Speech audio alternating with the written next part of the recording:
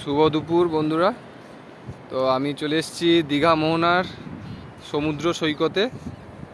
তো সমুদ্র সৈকত পুরো ফাঁকা, পর্যটক খুব কম এসছে। সকালে খুব ভিড় ছিল, তো এখন প্রায় কম বলেই চলে। তো সমুদ্র সৈকতের পাশে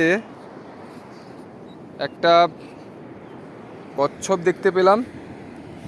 এটা আমরা বালিগড় বলি, কিন্তু এটা কচ্ছপেরই একটা জাত, মরে গেছে। দেখুন, আমি চলে এসেছি মোহনার ঘাটে। তো দেখুন, দুপুরের মোহনা, জলের উত্তালটা দেখুন।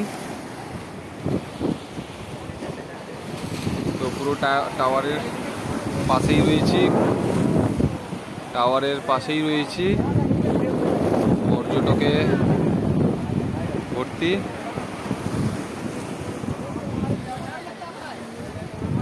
কিছু পর্যটক ক্যামেরাবন্দি করছে। এটা হচ্ছে চম্পা নদী, জলে ভর্তি। পাশেই রয়েছে শঙ্করপুর ঝাউ জঙ্গল। ভিউটা দেখুন।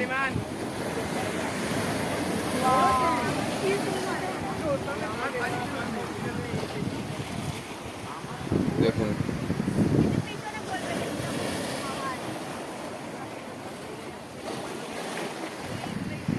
জল,